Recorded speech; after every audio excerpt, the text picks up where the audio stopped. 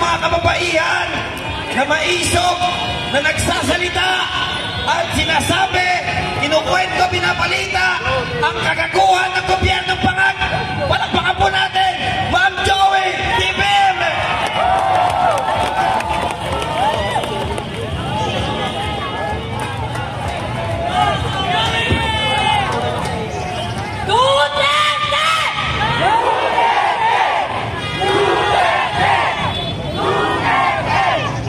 Magandang gabi po sa inyo lahat. Ako po si Joey Cruz.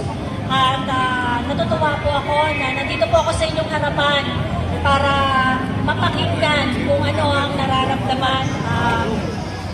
nararamdaman ng puso ko. Sa totoo lang po, simula po noong tinala si PRRD sa The Hague, alam ko marami sa inyo naghihinagpis, umiiyak, baka pinagtatawanan na nga kayo ng mga kasama nyo sa bahay dahil pagka nakikita nyo yung mga bagay na nagpapaalala sa ating mahal na Tatay Digo, eh talagang nanginginig yung mga duha ninyo at ganun din po ako.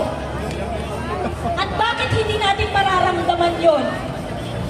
At bakit hindi tayo masasaktan sa dinadanas ng unang Pangulo na mayroong malasakit sa mga maliliit na Pilipino na kagaya nyo at kagaya ko. Si PRRD lang ang leader na nagpakita na yung mga maliliit na Pilipino importante. Na yung mga maliliit na Pilipino kailangan maglakad kayo taas noo sa buong mundo. Sa panahon lang ni PRRD, doon lang namin naranasan yon.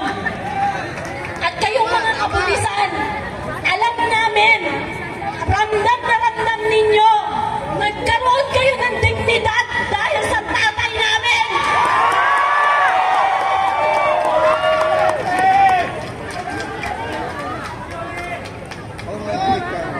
Sa totoo lang po, ngayon nakarating sa akin ang balita na tinatrabaho kami ng mga law enforcement. Hindi ko alam kung hanggang kailan ako makakapagsalita at ma-articulate ang lahat ng galit ko dito sa mapang-aping gobyernong to. Kanina umaga may press con sila sa Malacanang at ang sabi nila, hindi kayo pwedeng magtipon-tipon para i-articulate ang hatred nyo. Kailan pa kayo nagturoon ng control sa nararamdaman namin?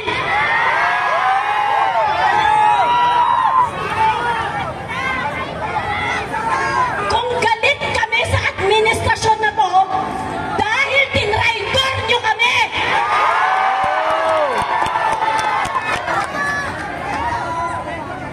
Pinagkatiwalaan namin si Bongbong Marcos kasi sinabi mo continuity! Sabi mo itutuloy mo lahat ng proyekto ni PRRD! Sinabi mo na hindi mo siya ibibigay sa ICC! Pero anong ginawa mo? Tinraidor mo kami! Tinraidor mo si PRRD! Tinraidor mo kami mga Pilipino!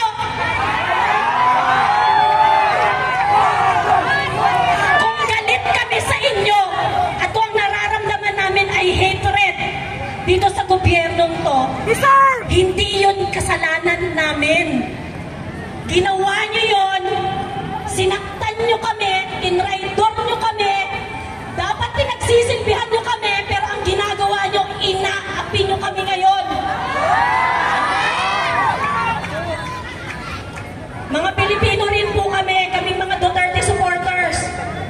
It's time na makinig kayo sa amin. It's time na dapat pagsilbihan nyo kami.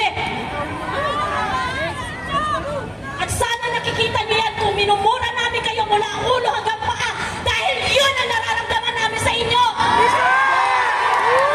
Magnanakaw kayo mga puta kakina nyo.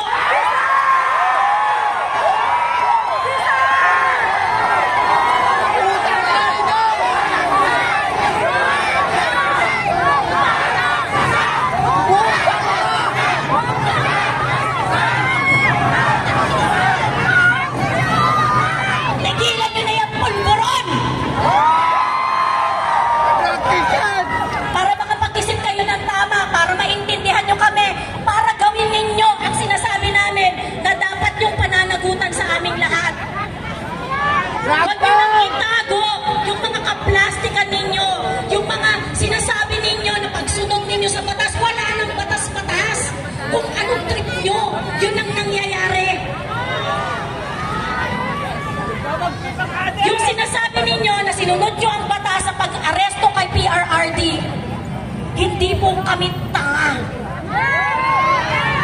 Alam po namin ang mga karapatan namin bilang Pilipino. Alam namin kung ano ang karapatan ni PRRD. Hindi siya dapat pinadala sa Hague. Hindi siya dapat pinadala sa ICC. Dahil yung mga pinagtrabahuhan ng mga ninuno nating mga Pilipino, yung pinaglaban natin para magkaroon ng batas dito sa bansang to, na dapat nire-respeto ninyo sa ginawa nyo kay PRRD dahil galit lang kayo sa kanya dahil sa politika, kinalimutan nyo yon. Yes, tama. Hindi kayo mapapatawad ng sambayan ng Pilipino dahil sa hindi nyo pagrespeto sa pundasyon ng bansang ito, ang ating konstitusyon.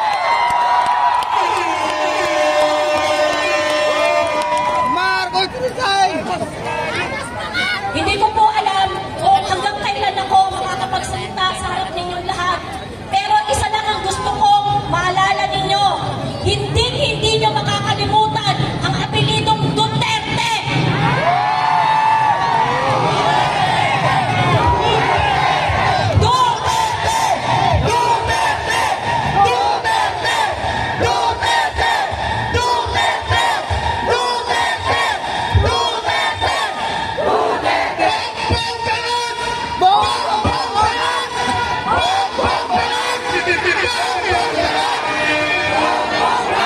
Salamat, Mang Joey.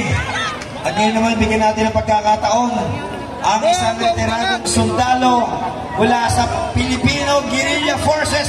Palakpakan po natin. Okay, maraming salamat.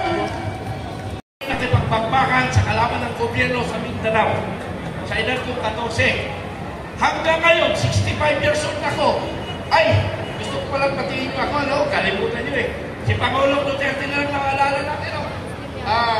Ay, Pangulong Duterte, happy birthday. Ako naman, patiin nyo ako. Belated happy birthday noong 26 March. 26 March ako na sinilibrate ko ngayon. Ngayon ko sinilibrate ang aking birthday, March 28. Kasama ko si Secretary Trigo Bilikas. Sinilibrate namin sa Kamuning, Quezon City. Okay, patuloy ako. Bakit ka pala dito? Bakit nga ba? Eh, kayo sumagot. Kayo sumagot, bakit ako narito? Alam nyo, sa totoo lang kagabi, kung isang araw pa, hindi ko alam na makakarating ako sa liwasan. Kung iba, awag kami, Mindiola, na matagal ko narinig dito 1980s, wala ko sa pangarap ko na magtayo dito para magsalita sa gobyerno ng gobyernong ito. Naligaw ako, alam nyo po, para sa totoo lang, para alam ng Philippine National Police at ng aking mga kabarang sundalo sa Scout Ranger, may Scout Ranger pa dyan, taas ang kamay, ay kamusta pala kayo? Sabi ni Captain General Supremo Dano. Ako po ang pangalawa niyang pinuno, So, ang bakay ko, pumunta ng Liwasang Bonifacio. Yun yung magpumula sa atin ang gulo. Mga kabaro ko dati, hindi magpumula sa amin ang gulo. Kasi ang amin ay katahimikan at kapayapaan sa bansang Pilipinas.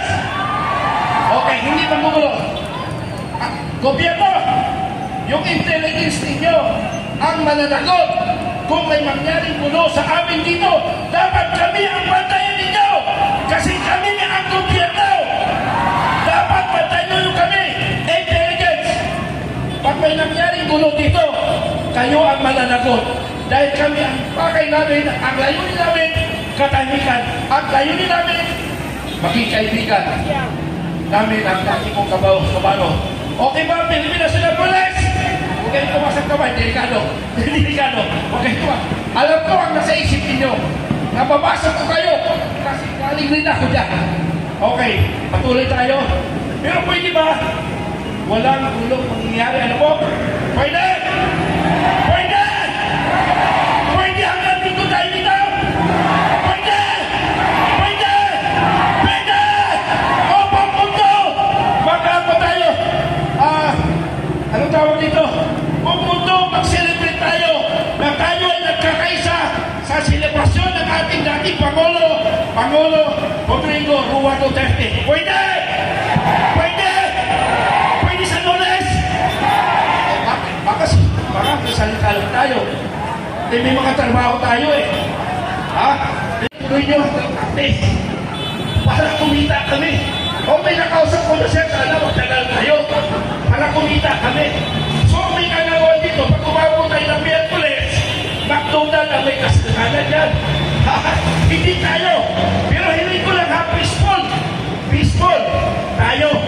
Ang ating lang pagkakaisa para sa ating bayang Pilipinas na ating minahal, na hindi minahal ng ating Pangulong Marcos. Ano? Okay, another background. Noong campaign period, para alam niyo ha, noong campaign period, nagbuo ako ng isang organization. Ano yung organization natin? Ito 2025, 6 na trillion, budget natin. Yung 3 trillion, alam niyo kung saan napunta? Alam niyo ba kung saan napupunta yung 3 trillion? Ha? Sa ayuda!